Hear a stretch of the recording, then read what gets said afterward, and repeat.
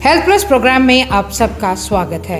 आज हम आपको लेकर चल रहे हैं Sacred Heart Hospital Maqsooda GT road Jalandhar. Sacred Heart Hospital की शुरुआत जालंधर व इसके आसपास के क्षेत्रों में रहने वाले लोगों की जरूरतों को ध्यान में रखते हुए की गई। प्रारंभ में ये हॉस्पिटल एक 50 बेड वाला हॉस्पिटल था, परंतु अब ये एक मल्टी स्पेशलिटी हॉस्पिटल बन चुका है। इस हॉस्पिटल की शुरुआत सीनियर डॉक्टर मैरी लॉरेंस के द्वारा की गई, जिनके मन में भारतीय लोगों की सेवा की इच्छा थी। हमारी टीम ने सिस्टर बिन्सी जी से बातचीत की, जिन्होंने हमें सेक्रेड हार्ट हॉस्पिटल के बारे में बताया। हमारी टीम ने यहाँ कार्यरत डॉक्टर्स के साथ भी बातचीत की। आइए चलते हैं सेक्रेड हार्ट हॉस्पिटल जालंधर। दर्शकों, पंजाब चैनल पे आपका स्वागत है। जैसे कि आज हम सेक्रेड हार्ट हॉस्पिटल आए हुए हैं। हम देख सकते हैं ये यहाँ का लैब कलेक्शन सेंटर है।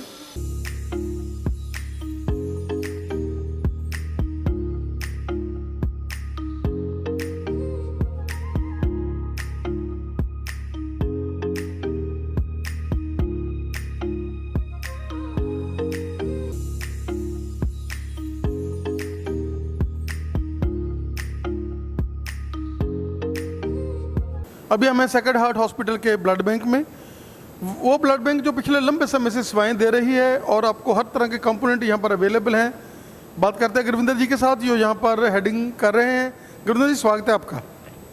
नमस्कार सर, मैं यहाँ पे काफ़ी टाइम से जॉब कर रहा हूँ सर ब्लड बैंक में, एंड काफ़ी अच्छा ब्लड बैंक है। All the equipments are available, सभी लेटेस्ट इक्विपमेंट्स हैं, लेटेस्ट टेक्नोलॉजी है। All the components are available in the blood bank. And as far as blood donation is concern, यहाँ पर बहुत लोग जो हैं वो अपना फ्रेश ब्लड देते हैं। हम लोग कैंप भी ऑर्गेनाइज करते हैं। क्या कहना चाहेंगे कि ये ब्लड बैंक जो है ये एक सेवा का केंद्र है, जिसपे लोगों को, चाहे उनको प्लेटलेट चाहिए, चाहे उनको किसी भी तरह का ब्लड के साथ अटैच कोई चीज़ चाहिए, तो यहाँ पर हमने सारी लेटेस्ट मशीनरी लगा रखी है। और कोरोना के पीरियड में इस ब्लड बैंक ने बहुत बड़ी सेवा की है। डेंगू के पीरियड में ये ब्लड बैंक बहुत बड़ी सेवा करता है। क्या कहना चाहेंगे? जी सर, अगर किसी को प्लेटलेट्स या फ्रेश ब्लड या कुछ भी नीड है वो मिलता है। कैंप्स भी हम डेली बेसिस पे लगाते रहते हैं, और हमारे पास काफ़ी वॉलंटरी डोनेशंस वैसे भी आते रहते हैं। लोग अपनी सेवा के साथ आते रहते हैं कि उनको इस हॉस्पिटल पे विश्वास है, ब्लड बैंक पे विश्वास है कि यहाँ से जो कंपोनेंट बनाया जाएगा वो कहीं और दूसरी गलत जगह पे इस्तेमाल नहीं होगा, पेशेंट की सेवा के लिए इस्तेमाल होगा, इसलिए वो अपनी मर्जी से भी आते रहते हैं। क्या कहना चाहेंगे कि कोई भी एनआरआई जो कैंप लगाना चाहे पंजाब में कहीं भी, तो हम लोग अवेलेबल होते हैं कि नहीं पंजाब में, के या जलंधर ट्रस्ट में ही हम करते हैं? नहीं, हम पंजाब में हर जगह पे अवेलेबल होते हैं, जहाँ पे मर्जी हमको लेके जा सकते हैं कैंप लगाने के लिए। बट हाँ, फैसिलिटीज़ सब होनी चाहिए ताकि डोनर जो ब्लड देने के लिए आए उन्हें किसी तरह से मुश्किल ना हो। जो हमारी तरफ से फैसिलिटेट होती हैं वो हम लेके जाते हैं साथ में। बाकी जो कैंप लगा रहा है वो भी अपनी तरफ से फैसिलिटेट करे अपने आप को, ताकि जो डोनर ब्लड देने के लिए आए वो आगे जाके परेशान ना हो या ब्लड देते हुए परेशान ना हो। सर, हम चाहेंगे कि सारे कंपोनेंट्स भी आप हमें दिखाएं, क्या क्या है यहाँ। जी सर, जैसे कि सर आप देख सकते हैं ये हमारे FFPs के फ्रिजेज़ हैं।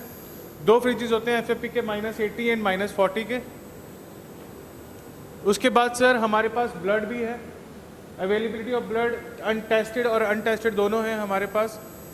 इसमें स्टिकर वाइज हमारे पास ब्लड पड़े होते हैं। सर हमारा एजिटेटर है जिसमें हम प्लेटलेट्स रखते हैं, जिसको डेंगू पीरियड्स में या जिनके प्लेटलेट्स कम हो जाते हैं, सेल जिसको हम बोलते हैं आम भाषा में, सरल भाषा में, ये वो पड़े हुए हैं। ਹੁਣ ਅਸੀਂ ਆ ਸੈਕਰਡ ਹਾਰਟ ਦੇ ਨਿਊਰੋ ਸਰਜਨ ਜੀ ਦੇ ਕੋਲ, ਡਾਕਟਰ ਹਨੀਜ ਜੀ ਦੇ, ਜਿਹੜੇ ਲੰਬੇ ਸਮੇਂ ਤੋਂ ਸੇਵਾਵਾਂ ਇੱਥੇ ਦੇ ਰਹੇ ਨੇ। ਔਰ ਨਿਊਰੋ ਦੇ ਵਿੱਚ ਉਹ ਪੇਸ਼ੈਂਟ ਜਿਹੜੇ ਬ੍ਰੇਨ ਹੈਮਰੇਜ ਦੇ ਨਾਲ ਆ ਰਹੇ ਨੇ, ਬ੍ਰੇਨ ਟਿਊਮਰ ਦੇ ਨਾਲ ਆ ਰਹੇ ਨੇ, ਪੈਰਾਲਾਈਜ਼ ਦੇ ਨਾਲ ਆ ਰਹੇ ਨੇ, ਕੋਈ ਵੀ ਵੱਡੀ ਜਿਹੜੀ ਹੈਗੀ ਆ ਪ੍ਰੋਬਲਮ ਆਉਂਦੀ ਆ, ਤਾਂ ਨਿਊਰੋ ਦੇ ਲਈ ਡਾਕਟਰ ਹਨੀਜ ਜੀ ਔਰ ਇੱਥੇ ਹੋਰ ਡਾਕਟਰਾਂ ਦੀ ਟੀਮ ਮੌਜੂਦ ਰਹਿੰਦੀ ਹੈ। ਹਨੀਜ ਜੀ, ਸਵਾਗਤ ਹੈ ਤੁਹਾਡਾ ਸਾਡੇ ਸਪੈਸ਼ਲ ਸ਼ੋਅ 'ਚ। ਸਤਿ ਸ਼੍ਰੀ ਅਕਾਲ ਜੀ, ਬਹੁਤ ਬਹੁਤ ਸ਼ੁਕਰੀਆ ਸਰ। ਜਿਸ ਤਰ੍ਹਾਂ ਕਿ ਤੁਸੀਂ ਦੱਸਿਆ ਹੀ ਹੈ ਕਿ ਅੱਜ ਕੱਲ੍ਹ ਬ੍ਰੇਨ ਸਟ੍ਰੋਕ ਦੇ ਕੇਸਿਸ ਬਹੁਤ ਆ ਰਹੇ ਹੈ ਜੀ, ਬ੍ਰੇਨ ਬਲੀਡਿੰਗ ਦੇ ਬਹੁਤ ਕੇਸਿਸ ਆ ਰਹੇ ਹੈ, ਔਰ ਬ੍ਰੇਨ ਟਰਾਮਾ ਵੀ ਬਹੁਤ ਆ ਰਿਹਾ, ਕਿਉਂਕਿ ਧੁੰਦਾਂ ਦੇ ਵਿੱਚ ਸੱਟ ਫੇਟ ਲੱਗਣ ਦਾ ਰਿਸਕ ਜ਼ਿਆਦਾ ਹੁੰਦਾ ਹੈ। ਔਰ ਐਸੇ ਕੇਸਿਸ ਦੇ ਵਿੱਚ ਜਿਨ੍ਹਾਂ 'ਚ ਕੋਈ ਪਹਿਲਾਂ ਤੋਂ ਪੈਰਾਲਿਸਿਸ ਹੋਏ ਜਾਂ ਹੋਰ ਕਿਸੇ ਤਰ੍ਹਾਂ ਦੀ ਕੋਈ ਹਾਰਟ ਦੀ ਪ੍ਰੋਬਲਮ ਹੋਏ, ਸਾਡੇ ਕੋਲ ਸਾਰੀ ਟੀਮ ਮੌਜੂਦ ਹੈ ਜੀ।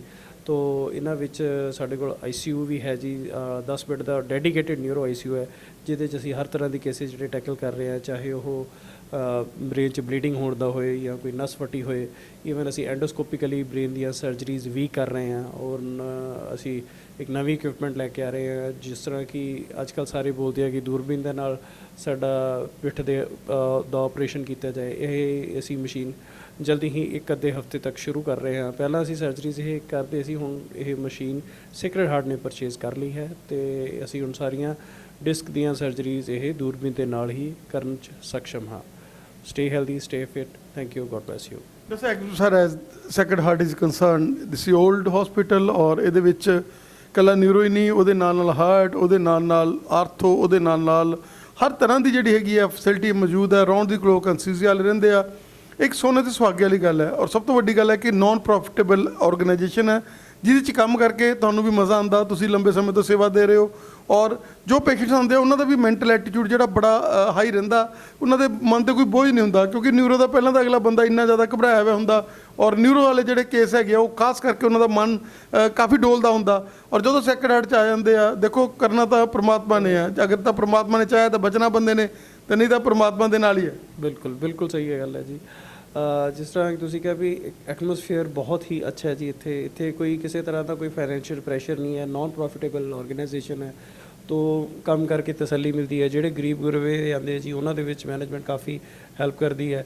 ਤੋ 100% ਰਿਜ਼ਲਟ ਕਿਤੇ ਵੀ ਆਪਾਂ ਨਹੀਂ ਦੇ ਸਕਦੇ, ਥਿੰਗਸ ਅਪ ਐਂਡ ਡਾਊਨਸ ਹੁੰਦੇ ਆ ਜੀ, ਉਹ ਹਰ ਜਗ੍ਹਾ ਹੈ। ਤੋ ਅਲਟੀਮੇਟਲੀ ਇਹ ਚੀਜ਼ ਜਿਹੜੀ ਹੈ, ਸਾਡਾ ਬੇਸਿਕ ਮੋਟੋ ਹੈ to serve the humanity with maximum passion and maximum love. ਤੋ ਅਪਾਰਟ ਫਰੋਮ ਸਿਸਟਰਸ, ਸਟਾਫ ਵੀ ਬੜਾ ਕੋਰਡੀਅਲ ਹੈ। ਤੋ ਜਿਸ ਤਰ੍ਹਾਂ ਮੈਂ ਤੁਹਾਨੂੰ ਦੱਸਿਆ ਵੀ ਨਿਊਰੋ ਦੇ ਪੇਸ਼ੈਂਟ ਤੁਸੀਂ ਆਪ ਹੀ ਕਹਿ ਰਹੇ ਹੋ ਵੀ ਇੰਨੇ ਸਟ੍ਰੈਸ ਵਾਲੇ ਆਉਂਦੇ ਆ, ਤੋ ਇਸ ਇੱਕ ਤਰ੍ਹਾਂ ਨਾਲ ਸਾਨੂੰ ਉਸ ਸਟ੍ਰੈਸ ਦੇ ਵਿੱਚ ਜੀਣ ਦੀ ਆਦਤ ਹੋ ਜਾਂਦੀ ਹੈ। ਔਰ ਕਿਸੇ ਨਾ ਕਿਤੇ ਤੁਹਾਨੂੰ ਜਾ ਕੇ ਪੇਸ਼ੈਂਟ ਨਾਲ ਅਟੈਚਮੈਂਟ ਵੀ ਹੋ ਜਾਂਦੀ ਹੈ। ਔਰ ਇਹਨਾਂ ਚੀਜ਼ਾਂ ਨਾਲ ਫਿਰ ਅਸੀਂ ਕੰਪੈਸ਼ਨੇਟ ਗਰਾਊਂਡ 'ਤੇ ਥੋੜ੍ਹਾ ਪੈਸ਼ਨੇਟ ਹੋ ਕੇ, ਥੋੜ੍ਹਾ ਟੈਂਡਰ ਹੋ ਕੇ, ਮਨੋਂ ਅਟੈਚ ਹੋ ਕੇ ਇਹੋ ਜਿਹੇ ਕੇਸਿਸ ਜਿਹੜੇ ਆ ਹੈਂਡਲ ਕਰੀਦੇ ਆ। ਤੋ ਜਿੰਨਾ ਹੋ ਸਕਦਾ ਅਸੀਂ ਪੇਸ਼ੈਂਟ ਨੂੰ ਐਸ਼ੋਰ ਕਰੀਦਾ, ਜਿੰਨਾ ਪੇਸ਼ੈਂਟ ਨੂੰ ਹੋ ਸਕਦਾ ਹੈ ਕਿ ਆਪਾਂ ਬੇਪਰਵਾਹੀ 'ਚ ਰੱਖੀਦਾ ਜੀ, ਕੁਛ ਨਹੀਂ ਹੁੰਦਾ, ਆਪੇ ਮਹਾਰਾਜ ਬੈਠੇ ਸਭ ਕੁਝ ਸੈੱਟ ਹੋ ਜਾਣਾ ਜੀ। ਤੋ ਜਿੰਨੀ ਮਹਾਰਾਜ ਨੇ ਲਿਖੀ ਹੈ ਜੀ ਉਨੀ ਸਭ ਨੇ ਭੋਗਣੀ ਹੈ। ਤੋ ਸਾਡਾ ਜੋ ਕੰਮ ਹੈ ਬੀਇੰਗ ਡਾਕਟਰ ਕਿ ਲੈਟਸ ਸਟ੍ਰੀਮਲਾਈਨ ਦਾ ਥਿੰਗ, ਜਿੰਨੀ ਕਿਸੇ ਦੀ ਐਗਨੀ ਅਸੀਂ ਦੂਰ ਕਰ ਸਕਦੇ ਹਾਂ ਅਸੀਂ ਕਰ ਰਹੇ ਹਾਂ। ਤੋ ਸਾਰਾ ਸਟਾਫ, ਸਾਰੀ management, they are working in a best possible way to serve the people around. Thank you. Sacred Heart Hospital में स्किन की लेटेस्ट जो सेवाएं हैं वो हाजिर हैं और यहाँ पर हम बात कर रहे हैं डॉक्टर दिव्या जी के साथ। डॉक्टर साहब, स्वागत है आपका हमारे स्पेशल शो में। गुड आफ्टरनून जी। हाँ जी, और बताइए। मैं डॉक्टर दिव्या गुप्ता पिछले 8 सालों से सैक्रेड हार्ट हॉस्पिटल में स्किन डिपार्टमेंट चला रही हूँ। मैं MD डर्मेटोलॉजिस्ट हूँ बैंगलोर से। ऐसा क्या कहना चाहेंगे कि स्किन, जो कि आजकल स्किन कम और कॉस्मेटोलॉजी में लोग ज़्यादा पढ़ रहे हैं, सुंदर बनने में पहले स्कार्स होते थे तो कोई बात नहीं, लेकिन आजकल उनको पता चल गया कि स्कार्स हमारे रिमूवेबल हैं। आजकल बोटेक्स की हम बात कर लें तो उनको पता चल गया कि ये भी ख़त्म हो सकती हैं। क्या कहना चाहेंगे कि धीरे धीरे जो स्किन है वो एक नया रूप ले रही है, और सैक्रेड हार्ट में हम लोग वो सारे प्रोसीजर्स जो लोग इस चीज़ तरह के हैं हम लोग यहाँ कर रहे हैं। स्किन नया रूप ज़रूर ले रही है, बट दोनों स्किन के अपने ही मायने हैं। को क्लिनिकल डर्मेटोलॉजी की बात करें, वो भी आज के टाइम में उतनी ज़रूरी है। अब जो मरीज़ बीमारियों से पीड़ित है, जिनको चमड़ी की बीमारियां हैं, वो सिर्फ कॉस्मेटोलॉजी प्रोसीजर्स के बारे में नहीं सोच सकते। पहले तो बीमारी ठीक करनी है ना। बीमारियां ठीक करने के बाद नो डाउट हम आजकल फ़ायदा ये हो गया एडवांसमेंट्स का, हम और आगे जाके ट्रीटमेंट कर सकते हैं। पुराने टाइम में पिंपल्स होते थे, लोग उसकी भी परवाह नहीं करते थे, हैं तो हैं। उसके बाद टाइम बदलना शुरू हुआ कि हाँ पिंपल्स ठीक करने हैं। अब टाइम ये आ गया है कि उसके खड्डे, दाग, स्कार्स वो भी ठीक करने हैं। एडवांसमेंट से सब कुछ पॉसिबल है और हम यहाँ पर ये सभी कर रहे हैं। फुलवहरी का इलाज ले लो, पहले विटिली को कहते थे नहीं हो सकती, इसको बढ़ने दो, फैलने दो। हम उसको अर्ली स्टेजेस पे अब बिल्कुल रोक सकते हैं। कोई बहुत पुराना फुलवहरी का पैच है जो नहीं ठीक हो रहा, उसको हम ठीक कर सकते हैं। तो जो रुकावटें थी, जो एक बैरियर्स थे कि ये बीमारी नहीं ठीक हो सकती, या लोगों के दिमाग में एक स्टिग्मा था, वो सब अब बहुत बेटर हो गया इन नई एडवांसमेंट से, नई प्रोसीजर्स से। तो ये सभी सेवाएं हम सैक्रेड हार्ट हॉस्पिटल में दे रहे हैं। हर तरीके का चमड़ी की बीमारियों का इलाज है, चाहे वो सिंपल एक पिंपल्स, छाइयाँ, सोरियासिस जैसी बीमारी हो, चाहे वो ऑटोइम्यून डिजीज़ हो पेम्फिको जिसमें हम एंटीबॉडीज़ से भी इलाज कर रहे हैं, चाहे हमारे वो कॉस्मेटोलॉजी प्रोसीजर्स हैं, चाहे बाल चेहरे पर हैं, सभी इलाज सेक्रेड हार्ट में हम कर रहे हैं। डॉक्टर साहब क्या कहना चाहेंगे कि एक सेक्रेड हार्ट हॉस्पिटल जो एक नॉन प्रॉफिट ऑर्गेनाइजेशन है और एक स्किन, क्योंकि जब स्किन की बात आती है तो लोगों के मन में ये आता है कि बहुत ज़्यादा महंगा होगा, और ये सेक्रेड हार्ट हॉस्पिटल है जिसमें हर तरह के प्रोसीजर करके भी हम लोग बहुत ही नॉमिनल चार्जेज यहाँ पर ले रहे हैं। जैसे आपने बताया कि फुलवैरी जो कि एक ऐसी बीमारी थी जिसका इलाज ही नहीं था, वो कहते थे एक बार फुलवैरी होगी तो बस गया बंदा, और उसके भी जैसे आप कह रहे हो कि हम लोग अर्ली उसको डिटेक्ट कर लें तो उसको हम लोग रोक सकते हैं। यहाँ पर आपकी बात बिल्कुल सही है कि रेट्स बहुत ज़्यादा हैं बाहर, बट हमारे हॉस्पिटल में ऐसा कुछ नहीं है। जितना मिनिमम पॉसिबल है उसी रेट्स पर हम ट्रीटमेंट प्रोवाइड कर रहे हैं, बट बेस्ट क्वालिटी ट्रीटमेंट देंगे। अच्छे मशीन्स हैं हमारे पास, लेज़र्स की वर्ल्ड बेस्ट मशीन्स, और हल्की मशीनें नहीं हैं कि रिज़ल्ट नहीं है, तो रिज़ल्ट भी देंगे और कम प्राइसेस में। ये फ़र्क है हमारे हॉस्पिटल में और बाकी जगहों में। ये हमारी हेयर रिमूवल मशीन है, लेज़र मशीन। इससे हम 6 सिटिंग्स में ही पेशेंट्स के काफ़ी हद तक बाल गायब कर देते हैं, क्योंकि अच्छी क्वालिटी की मशीन है, बहुत हमारा साथ दे रही है। ये पिगमेंटेशन रिमूवल के लिए मशीन है, टैटू रिमूवल, स्किन टाइटनिंग के लिए, skin tag removal, what removal, corn removal वगैरह के लिए ये वो सेक्शन है। डॉक्टर साहब का हमें समय देने के लिए बहुत बहुत धन्यवाद। और स्किन के जो भी पेशेंट इस चैनल के माध्यम से देख रहे हैं, तो सेक्रेड हार्ट हॉस्पिटल स्किन के लिए एक बहुत ही बढ़िया सेवाएं लेकर आया है, और डॉक्टर दिव्या जी जैसे डॉक्टर जो 8 साल से यहाँ सेवा कर रहे हैं, जिस दिन से ये सेवा कर रहे हैं यही कर रहे हैं, और डॉक्टर साहब का समय देने के बहुत बहुत धन्यवाद। Thank you, thanks a lot. ਹੁਣ ਅਸੀਂ ਗੱਲ ਕਰ ਰਹੇ ਹਾਂ ਡਾਕਟਰ ਗਗਨਪ੍ਰੀਤ ਤਨੇਜਾ ਜੀ ਦੇ ਨਾਲ, ਜਿਹੜੇ ਡੀਐਮ ਨਿਊਰੋ ਨੇ। ਡਾਕਟਰ ਸਾਹਿਬ ਸਵਾਗਤ ਹੈ ਤੁਹਾਡਾ ਸਾਡੇ ਸਪੈਸ਼ਲ ਸ਼ੋਅ 'ਚ।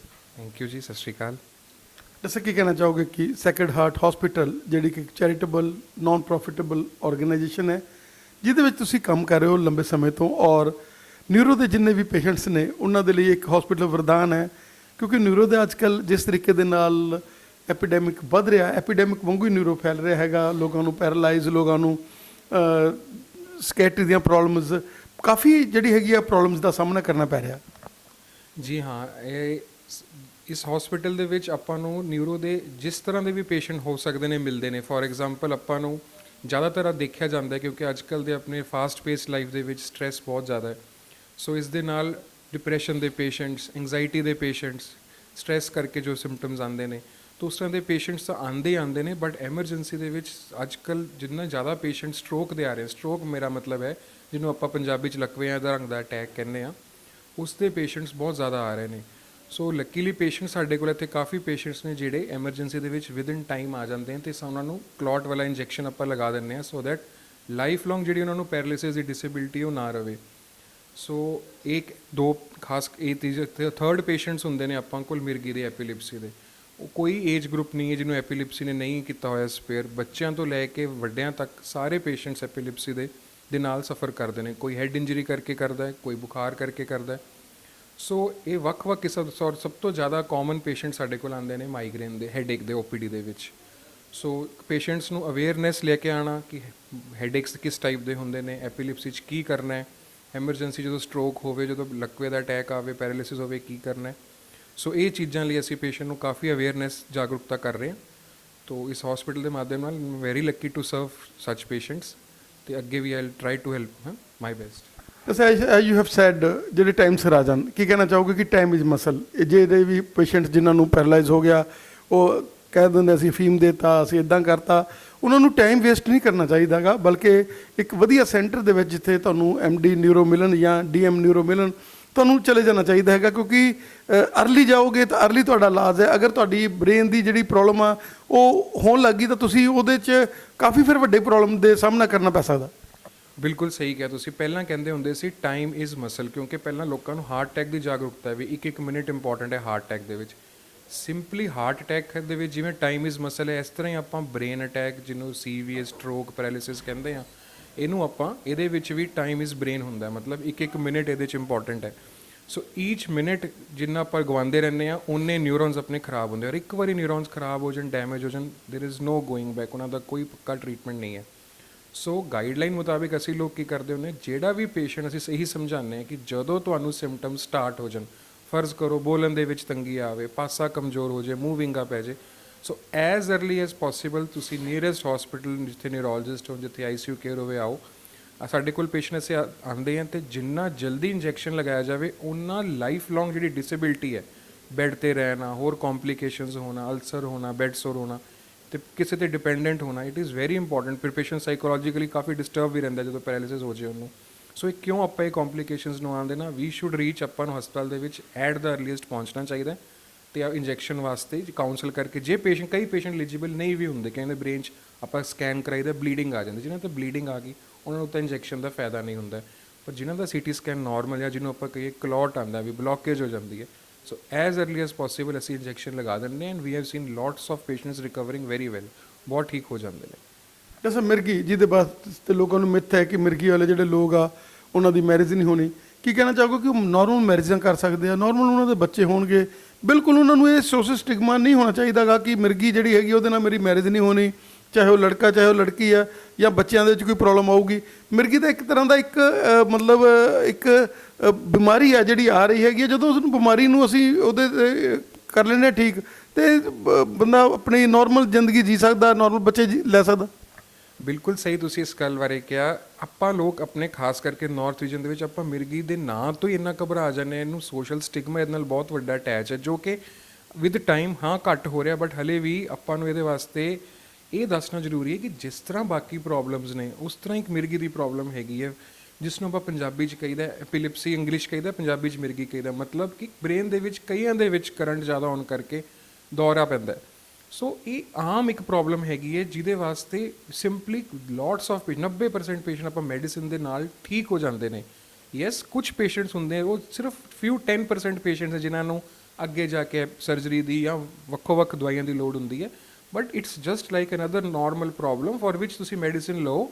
Yes, medicine has to be taken, ਆਪਾਂ ਮੈਡੀਸਿਨ ਲਈਏ, ਲੜਕਾ ਹੋਵੇ ਲੜਕੀ ਹੋਵੇ, ਮੈਡੀਸਿਨ ਆਪਾਂ ਲੈਣੀ ਜ਼ਰੂਰ ਹੈਗੀ ਹੈ, ਮੈਡੀਸਿਨ ਨਹੀਂ ਬੰਦ ਕਰਨੀ ਇਹ ਸੋਚਦੇ ਹੋਏ ਕਿ ਨਹੀਂ ਅੱਗੇ ਜਾ ਕੇ ਕੀ ਹੋਏਗਾ। ਅੱਜ ਕੱਲ੍ਹ ਸਾਰੇ ਪੇਸ਼ੈਂਟਸ ਐਪੀਲਿਪਸੀ ਮਿਰਗੀ ਵਾਲੇ ਯੰਗ ਪੇਸ਼ੈਂਟਸ ਕਿਉਂਕਿ ਜ਼ਿਆਦਾਤਰ ਹੁੰਦੇ ਨੇ, ਉਹ ਆਪਣੀ ਨਾਰਮਲ ਲਾਈਫ ਸਟਾਈਲ ਜਿੰਦੇ ਨੇ, ਆਪਣੀ ਨਾਰਮਲ ਜੌਬ ਕਰਦੇ ਨੇ।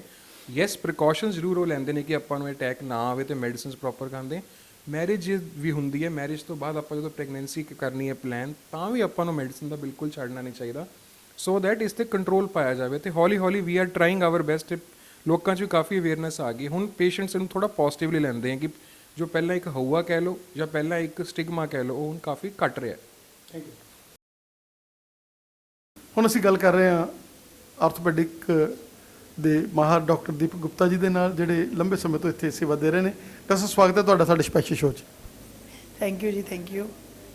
मैं डॉक्टर दीपक गुप्ता पिछले 2 साल से सेक्रेड हार्ट हॉस्पिटल में आर्थोपेडिक डिपार्टमेंट में अपनी सेवाएं दे रहा हूँ, और यहाँ पे हम पिछले 2 साल से आर्थोपेडिक्स में हर टाइप की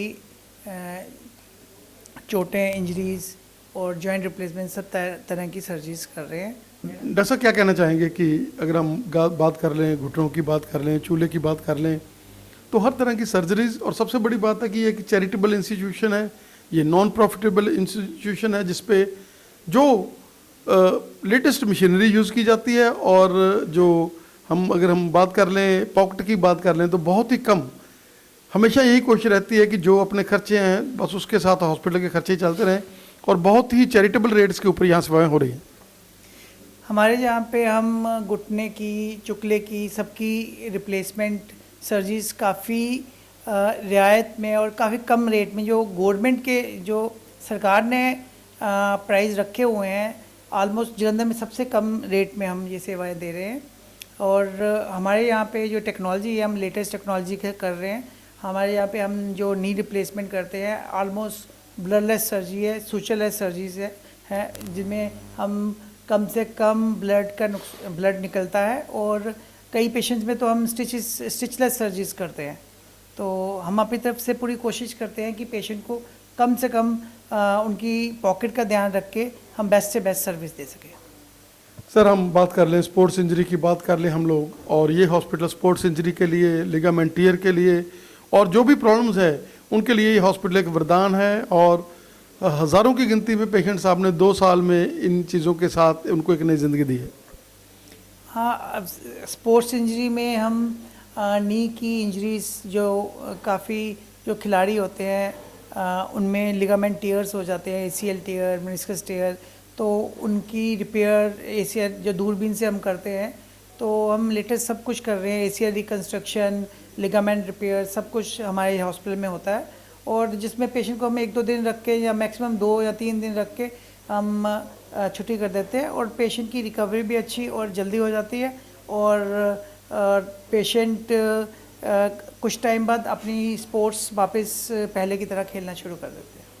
थैंक यू डॉक्टर साहब। ओके, दर्शकों, पंजाब प्लस चैनल पे आपका स्वागत है। आज हम आए हैं डॉक्टर विकास गुप्ता जो MS सर्जरी हैं और पिछले लंबे समय से सेक्रेड हार्ट में as a laparoscopic as a open surgeon सेवाएं दे रहे हैं। डॉक्टर स्वागत है आपका।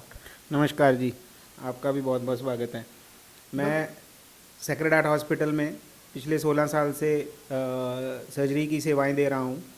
इस हॉस्पिटल में इस हॉस्पिटल ने बहुत देर तरक्की की है। 16 सालों में मेरे को इस हॉस्पिटल को देखते हुए हो गए।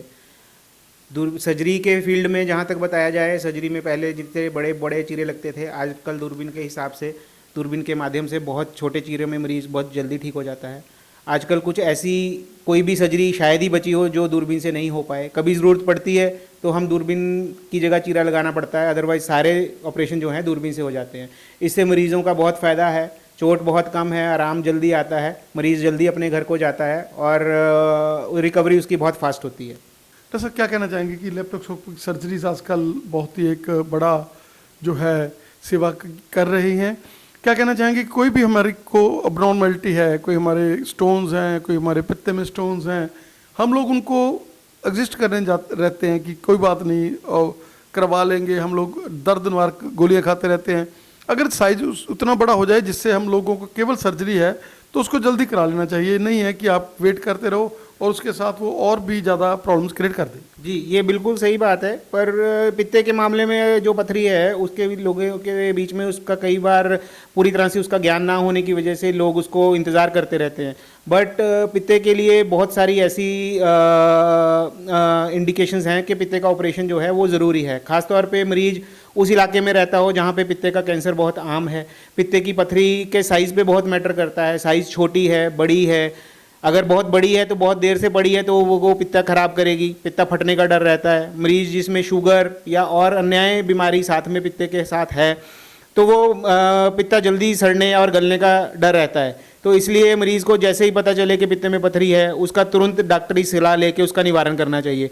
कुछ ही मरीज़ ऐसे रहते हैं जिसमें हम पित्ते का ऑपरेशन ना करने की सलाह देते हैं। अदरवाइज़ पित्ते का ऑपरेशन तो आजकल बहुत ज़रूरी है। अगर आपके पित्ता की पथरी पता लगती है तो आप उसका तुरंत सर्जिकल डॉक्टर से सलाह लेके उसका तुरंत इलाज करवाएं। और डॉक्टर साहब, पित्ता निकालने के बाद भी बंदा बिल्कुल सेफ है, कोई प्रॉब्लम नहीं है, आम बंदों की तरह वो ज़िंदगी जी सकता है, खा पी भी सकता है।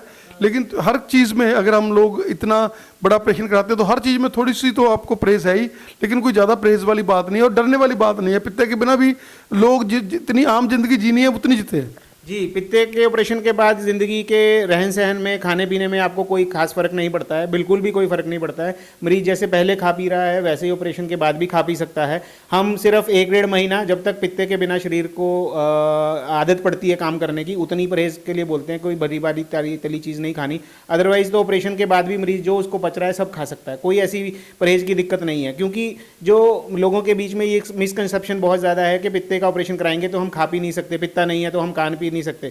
बट वो ऐसा नहीं है। मरीज को ऑपरेशन से पहले जैसे खा रहा था वैसे ही ऑपरेशन के बाद भी खा पी सकता है।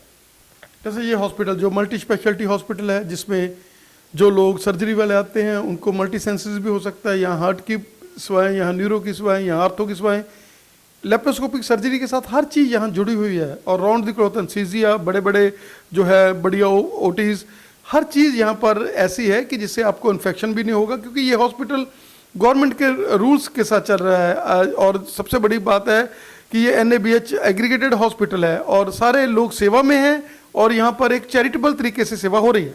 जी बिल्कुल, यहाँ कोई भी डॉक्टर, कोई भी स्टाफ का ये मंशा नहीं है कि ये पैसा लेना है, ये करना है। वो सब निर्धारित किया हुआ है हॉस्पिटल मैनेजमेंट की तरफ से कि जो मरीज है, जिस ऑपरेशन है, उसका खर्चा उतना ही बाध्य है। अदरवाइज़ जो डॉक्टर का काम इतना है, स्टाफ का काम इतना है, हम जो मरीज़ अपनी दुखी तकलीफ से आता है वो अपनी तकलीफ ठीक करा के हमारे से जाए, और ताकि और मरीज़ भी आएँ और अपनी तकलीफ को ठीक करके जाएँ।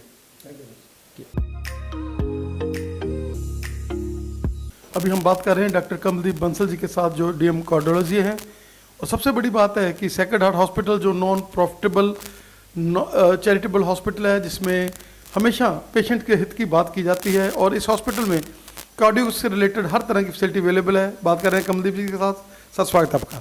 हाँ जी, थैंक यू जी। क्या कहना चाहेंगे कि हार्ट की अगर हम बात कर लें तो यंग ब्लडर्स हैं वो बहुत ज़्यादा शिकार हो रहे हैं आजकल हार्ट का, और ये प्रॉब्लम बहुत ज़्यादा बढ़ रही है। पहले तो हम कहते थे कि बुजुर्ग लोगों में ये खतरे होते हैं, और जब एक बार हार्ट अटैक आ जाता था या बीपी बढ़ जाता था तो घर में सारा परेशानी का माहौल बन जाता था। लेकिन आजकल लोग हैप्चुअल हो गए हैं, ऑनलाइन मीडिया ने बहुत ज़्यादा लोगों को स्करिया कर दिया। क्या कहना चाहेंगे? हाँ जी, बिल्कुल। आजकल देखा जा रहा है यंग पेशेंट्स में काफ़ी हार्ट अटैक की रिस्क बढ़ गया है।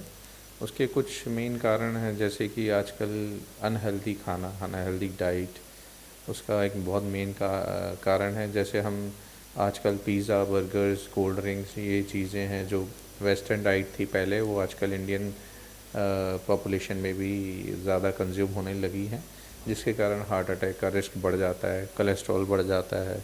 और सेकंड जो मोस्ट कॉमन कारण है आजकल में स्ट्रेस, तनाव, जिसका इंसिडेंस काफ़ी बढ़ चुका है, क्योंकि जैसे जैसे वेस्टर्नाइजेशन लाइक अर्बनाइजेशन हो रही है, उसमें जो नॉर्मल इंडियन पॉपुलेशन है ज़्यादातर मतलब जो अपने कल्चर से दूर जा रहे हैं। हम ज़्यादा गैजेट्स यूज़ करने लग गए हैं, फ़ोन यूज़ करने लग गए हैं, तो इससे सोशल मीडिया यूज़ करने लग गए हैं, जो एक तरह से ना बॉडी में एडिक्शन कर रहा है।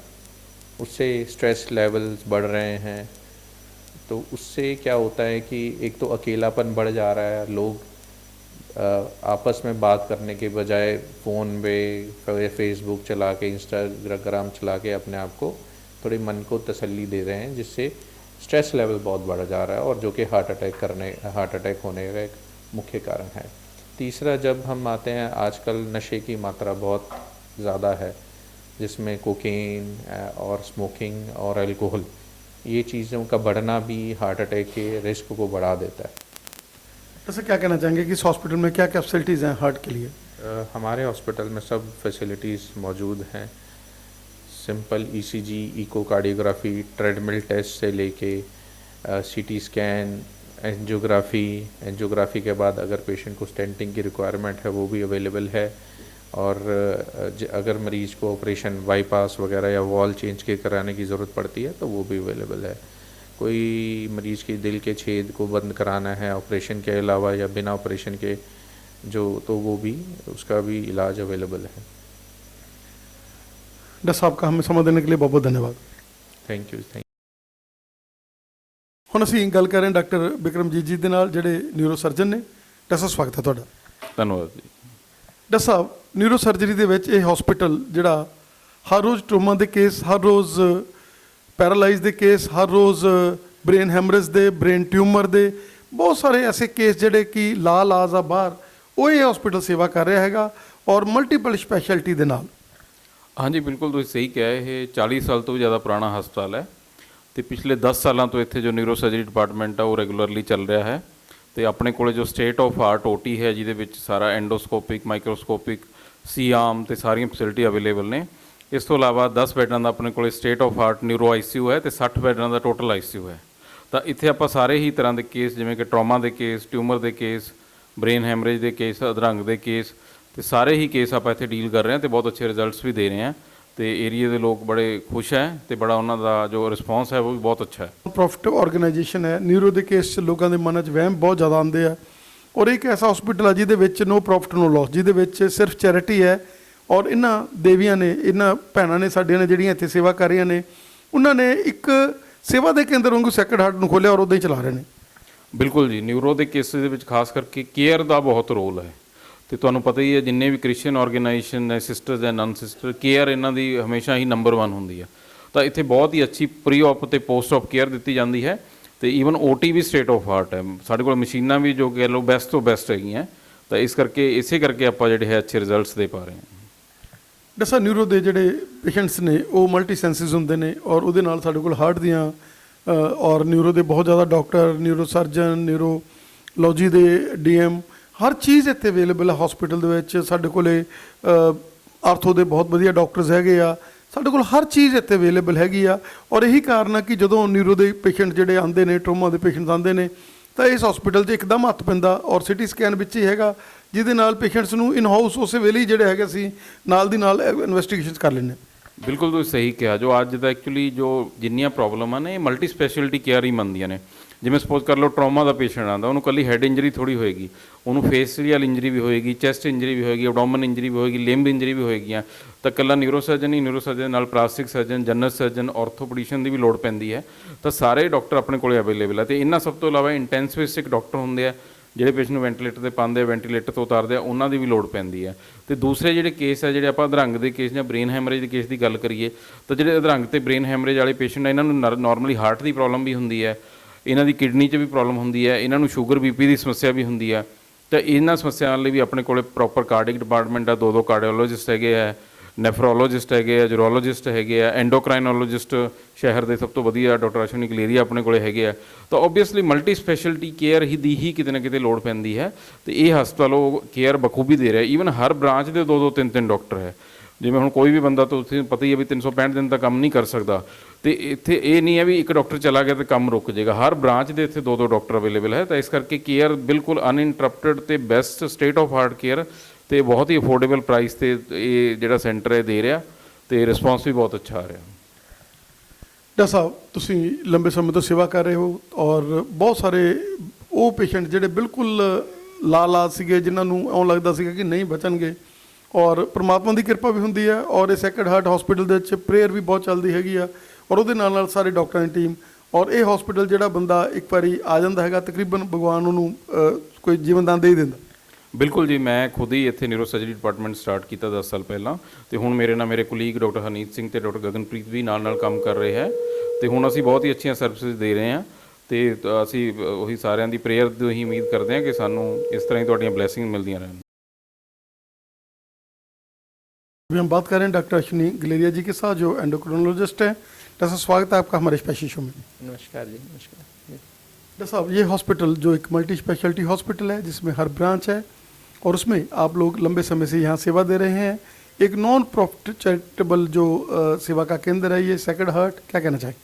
जी, मुझे यहाँ पे कार्य करते हुए 9 साल हो गए हैं लगभग। तो इस अस्पताल में अच्छी बात यह है कि नॉन प्रॉफिटेबल है, नो प्रॉफिट नो लॉस में हॉस्पिटल चलता है। तो अच्छी सुविधा, अच्छा इलाज चाहिए लोगों को तो सैक्रेड हार्ट हॉस्पिटल एक अच्छा ऑप्शन है जालंधर में।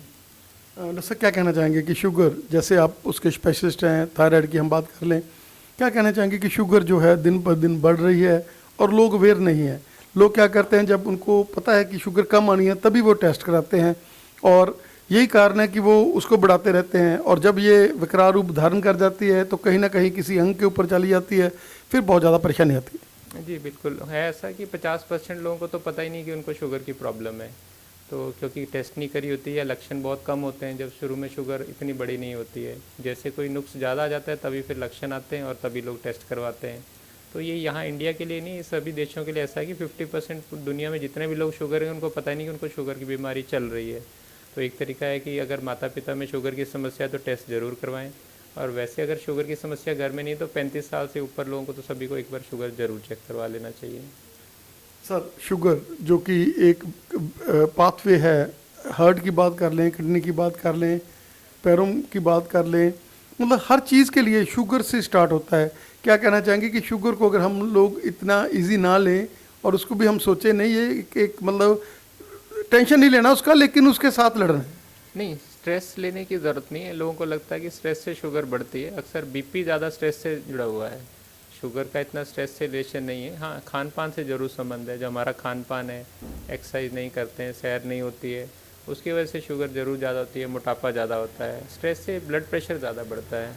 तो लोगों को अपने खान पान पे ध्यान रखना चाहिए, आधे घंटा व्यायाम जरूर करना चाहिए ताकि शुगर की समस्या कम से कम हो, और उचित समय पे आके इलाज करवाएं, उससे कंट्रोल किया जा सकता है। जैसा आप एंडोक्रोनोलॉजी में क्या क्या सेवाएं यहाँ पर इस हॉस्पिटल में दे रहे हैं?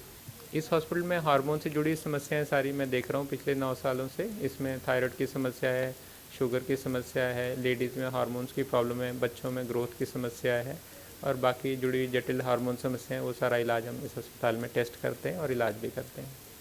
ऐसा पीसीओडी के लिए क्या कहना चाहेंगे कि ये हॉस्पिटल एक वरदान की तरह है? वो कहते डॉक्टर गलेरिया जी के पास चले गए तो वो ठीक हो जाती है। क्या कहना चाहेंगे कि आप लोग हर चीज़ को लेते हैं, लाइफस्टाइल को लेते हैं, भोजन को लेते हैं, और यही कारण है कि जो एक आ जाता है तो आगे आगे वो चेन बन रही है? पीसीओडी समस्या भी कुछ हद तक हमारे रहन सहन से और लाइफस्टाइल से जुड़ी हुई है। वजन ज़्यादा होना पीसीओडी से जुड़ा हुआ है। पीसीओडी मरीजों को आगे चल के शुगर की, बीपी की, कोलेस्ट्रॉल की समस्या भी ज़्यादा होती है, लेकिन इलाज करने से इसमें काफ़ी अच्छे रिजल्ट मिलते हैं। लेकिन इसमें कोई स्ट्रेस लेने नहीं चाहिए। 20 में से 1 लड़कियों को ऐसी प्रॉब्लम आ जाती है, तो इसमें थोड़ा बाल बढ़ने लगते हैं, पीरियड्स इरेगुलर हो जाते हैं, मोटापा आ जाता है। समय से इलाज करेंगे तो परिणाम अच्छे होते हैं। थैंक यू डॉक्टर साहब। नमस्कार जी।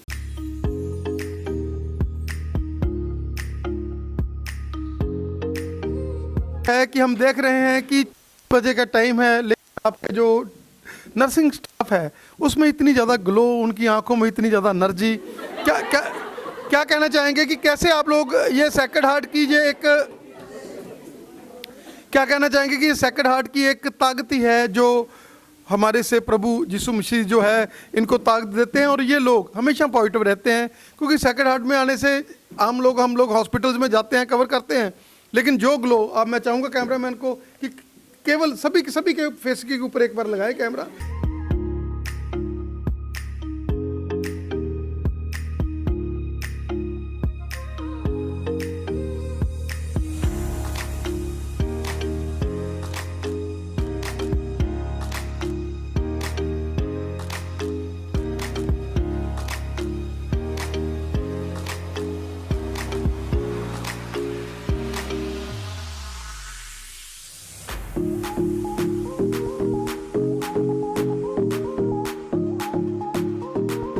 ये नर्सिंग स्टाफ ही है जो सेवा करता है, क्योंकि पेशेंट को डॉक्टर ने तो ऑपरेशन करना है, लेकिन उसके बाद संभालना नर्सिंग ने होता है, उनको केयर उन्होंने करनी होती है।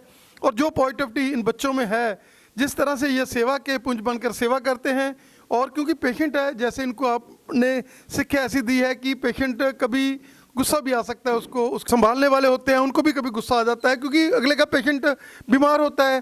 तो आप लोगों ने यही सोचना है कि जैसे आपका अपना जो है बेड के ऊपर पड़ा हो, और वही कारण है कि सेक्रेड हार्ट में जो भी आता है वो खुश जाता है। इमरजेंसी सर्विसेज हैं, 24 घंटे हैं, रात को 2 बजे भी कोई इमरजेंसी आती है तो भी ये लोग खुशी खुशी से उन लोगों को एक पॉजिटिविटी देते हैं कि उनको पता है कि ये बंदा बीमार है और उन्हें इनकी हेल्प करना है। और जैसे आप लोग अप्रिशिएट करते हैं, सेक्रेड हार्ट की मैनेजमेंट ही ऐसी है, उनका माइंड ही ऐसा है कि हमने जो भी हमारे यहाँ सेवा करता है उनको अप्रिशिएट करना है।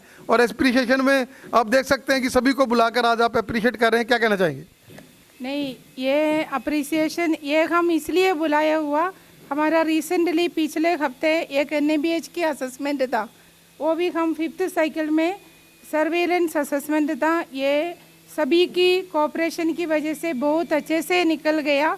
हम ये जो चैलेंज को, ये अचीवमेंट को हम सभी ने कोऑपरेशन के साथ बहुत अच्छे से उसको निकाल दिया। उसके लिए नॉट ओनली नर्सेस को, इस हॉस्पिटल की हर एक कैटेगरी का स्टाफ को हम अप्रिसिएशन दे रहे।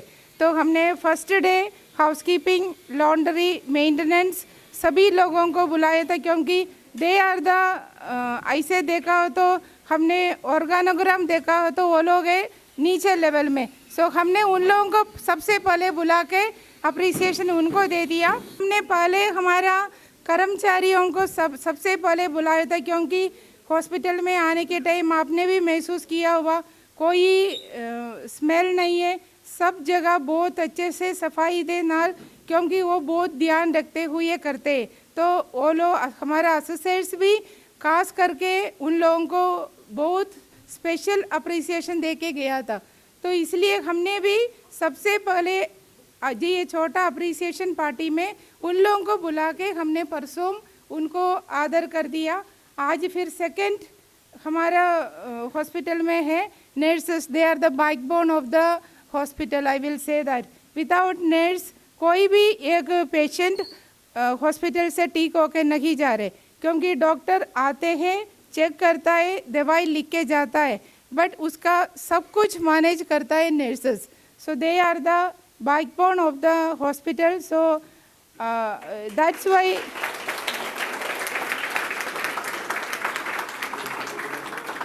इसलिए इन लोगों को अभी दूसरी नंबर में बुलाया। उसके बाद ही हमने डॉक्टर्स के लिए रखा, कल है डॉक्टर लोगों के लिए, बट जो अप्रिसिएशन पार्टी में जो आइटम रखा है सभी के लिए equal, there is no any difference in that. So I am very grateful to all the employees. हॉस्पिटल की एक है to show compassionate love to the patient with respect and dignity. हम लोग पेशेंट को ट्रीट करता है, उस भावना से हम मरीज को सेवा करता है। इसलिए हमारा स्टाफ भी इधर आने के बाद वो जो भावना है वो अपनाने के लिए और सेवा में लेके आने के लिए कोशिश करता है। वो ये हमारा हॉस्पिटल की मरीज ठीक होके जाने का और स्टाफ खुश रखने का सीक्रेट मैं बताऊंगी। गॉड ਦਾ ਥੈਂਕਸ ਕਰਦੀ ਆ ਕਿ ਸਾਰੀ ਟੀਮ ਦੇ ਲਈ ਔਰ ਸਾਰੇ ਸਟਾਫ ਦੇ ਲਈ ਸਭ ਤੋਂ ਪਹਿਲਾਂ ਮੈਨੇਜਮੈਂਟ ਦਾ ਮੈਂ ਥੈਂਕਸ ਕਰਦੀ ਆ ਕਿ ਇੰਨੀ ਵਧੀਆ ਮੈਨੇਜਮੈਂਟ ਦੇ ਅੰਡਰ ਅਸੀਂ ਕੰਮ ਕਰ ਰਹੇ ਆ ਔਰ ਮੈਨੂੰ 25 ਸਾਲ ਹੋ ਗਏ ਇਸ ਹਸਪੀਟਲ 'ਚ ਕੰਮ ਕਰਦੇ ਔਰ ਮੈਂ ਇਸ ਹਸਪੀਟਲ ਨੂੰ ਆਪਣੀ ਇੱਕ ਫੈਮਿਲੀ ਮੰਨਦੀ ਆ ਔਰ ਸੱਚਮੁੱਚ ਇੰਨਾ ਪਿਆਰ ਇੰਨਾ ਸਤਿਕਾਰ ਜੋ ਸਾਨੂੰ ਮਿਲਿਆ ਇੱਥੇ ਔਰ ਸਾਰੇ ਮੇਰੇ ਬੱਚੇ ਵੀ ਜਿਹੜੇ ਜਿੰਨੇ ਵੀ ਸਟਾਫ ਹਨ ਉਹ ਇਹ ਚੀਜ਼ ਨੂੰ ਮਹਿਸੂਸ ਕਰਦੇ ਨੇ ਕਿ ਇਹ ਸਾਡਾ ਇੱਕ ਪਰਿਵਾਰ ਹੈ ਔਰ ਪਰਿਵਾਰ ਦੀ ਤਰ੍ਹਾਂ ਹੀ ਅਸੀਂ ਇੱਥੇ ਸੇਵਾ ਕਰਦੇ ਹਾਂ। मैं थैंक्स कर दिया एक बार फिर अपने सारे मैनेजमेंट पूरे डॉक्टर्स दा और पूरे स्टाफ दा। Thank you very much. कैसा महसूस हो रहा है कि आज आप लोगों को अप्रिसिएशन मिल रही है और आप लोगों ने जो जैसे NABH की यहाँ पर एक्रीडेशन के लिए उनका टूर, आप लोगों ने बहुत बढ़िया तरीके से यहाँ सफाई और पेशेंट्स का ध्यान और उन लोगों ने इसको अप्रिशिएट भी किया और आज आपको हॉस्पिटल की तरफ से अप्रिसिएशन मिल रही है, कैसा लग रहा है? सर बहुत अच्छा लग रहा है क्योंकि बहुत हार्ड वर्क किया है हमारे स्टाफ ने। लग रहा है सर, तो हमने हर पॉइंट ऑफ व्यू से इतनी ज़्यादा मैनेजमेंट की, सपोर्ट ली, सारा कुछ किया और एट द फाइनल हमने NOC मिस की, जितनी हमारी NC की आई है, जितनी हमने एक्सपेक्ट की थी उससे बहुत कम आई है सर। मैं तो 25 ईयर्स से सेक्रेड हार्ट हॉस्पिटल में काम कर रही हूँ। I am working as a supervisor of ICU। 35 bedded ICU we are having and I am the supervisor of that department. And I feel that I am very proud of the hospital and I feel that this year हमारी जो assessment था, surveillance था visiting, वो तो assessment में हमारा इतनी अच्छा गया कि कोई NC नहीं आया और all my staff know they were hard working since 8-10 days they day and night they worked hard, so we could success in that. So I am very proud of all my staff, doctors and all the colleagues. Thank you very much. Best है। Nursing में केवल लड़कियां ही जाती थी, लेकिन आजकल जैसे trend हो गया है और हमारे बच्चे जो हैं वो इस सेवा के केंद्र में नर्सिंग में बहुत ज़्यादा आ रहे हैं। बेटा क्या कहना चाहेंगे कि आज बहुत ही खुशी का मौका है और आप लोग यहाँ पर सभी इकट्ठे हुए हैं और आपको अप्रिसिएशन मिल रही है, कैसा लग रहा है? हाँ जी बहुत अच्छा लग रहा है जी। मैंने सेक्रेड हार्ट से 8-10 साल हो गए मैंने काम करते और मेरा 6वां हॉस्पिटल है। तो अच्छा मैंने इतने सेक्रेड हार्ट से आके अच्छा लगा, बड़ा प्राउड फील करते हैं कि सेक्रेड हार्ट से आप जॉब कर रहे हैं, काम कर रहे हैं। और जो सर्विलेंस निकलिया NABH का राउंड जो सी बड़ा अच्छा सीगा, मतलब सारे ने बहुत मेहनत की, हैल्पर्स वेपर तो लैके डॉक्टर तक सब ने बड़ा हार्ड वर्क सीगा और सब ने अच्छा करके दिखाया। आप लोग तो आप बाबा के बच्चे हैं प्योर, आप लोगों ने तो ज़िंदगी समर्पित की हुई है। हम लोग तो एक टीवी वाले हैं, आप लोग समर्पित हैं। आपसे तो हम लोग ना तो क्वेश्चन करने की हमारी ताकत है आप लोगों को, आपने तो अपनी ज़िंदगी दान किया हुआ है, ठीक है ना। क्या कहना चाहेंगे कि आप लोग आज बहुत खुशी का माहौल है और आप लोग जैसे सिस्टर ने आपको ले जा कर कि नहीं ये 4 डिपार्टमेंट्स हमारे संभाल रहे हैं और आप लोग सारे छुपे हैं। आप लोगों को कभी ये नहीं रहता कि हमने फ्लैश आउट होना है। हर इंसान ये चाहता है कि मैं पीछे ही रहूं और दूसरे को इसका क्रेडिट दूं। क्या कहना चाहेंगे? काम करने से मेरे को बहुत अच्छा लग रहा है, मैनेजमेंट बहुत सपोर्ट कर रहे हैं, कुछ भी काम मेरे को दे रहे, मैं मेरे मस्ती पूरा अच्छा करने के लिए बहुत कोशिश करती हूँ। और उसके साथ आपके जो मेरा साथ काम करने वाला भी मेरा सपोर्ट कर रहा है, इसलिए मेरा काम आगे करने के लिए कहते हैं।